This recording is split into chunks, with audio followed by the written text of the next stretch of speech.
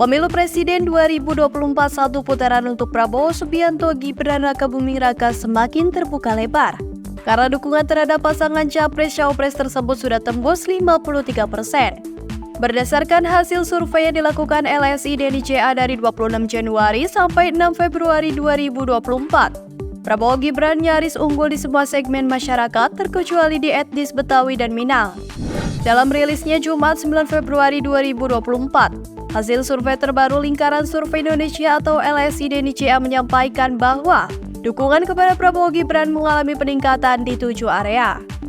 Peningkatan tersebut seperti terjadi pada pemilih muda, pemilih minoritas, wong cilik, Jawa Barat, Jawa Tengah, Jawa Timur, hingga meningkatnya kesukaan atau pengenalan Prabowo Gibran. Namun LSI Indonesia menyebut ada 3 hal yang dapat membatalkan Pilpres satu putaran. Pertama, adanya golput yang tidak proporsional pada pemilih Prabowo Gibran.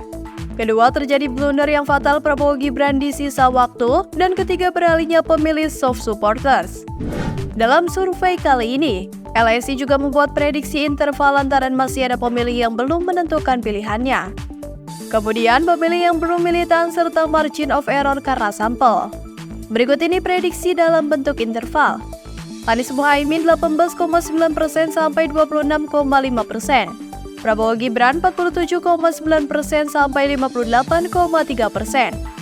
Ganjar Mahfud 16,8% sampai 24,0%. Dengan prediksi interval tersebut, maka 30% kemungkinan Prabowo Gibran menang. Namun ada putaran kedua. Sedangkan 70% kemungkinan Prabowo Gibran menang satu putaran.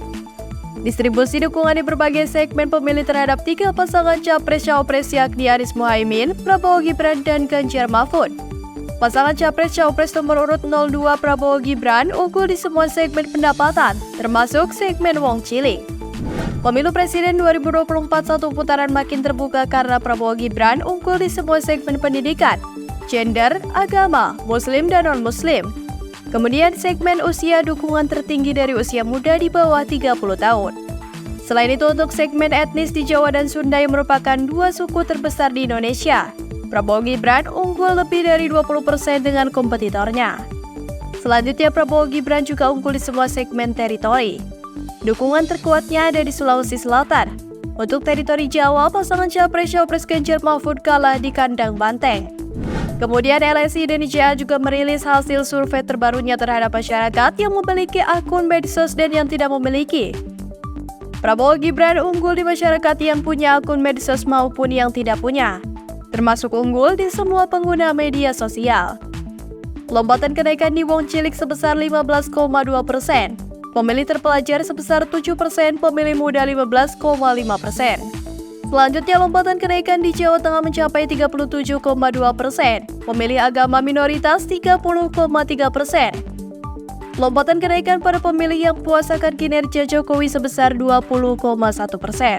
Termasuk lompatan kenaikan dari tingkat pengenalan Gibran mencapai 25,9%. Terjadinya lompatan kenaikan di 7 area tersebut, maka pemilu Presiden 2024 satu putaran semakin terbuka lebar jelang 7 hari pencoblosan.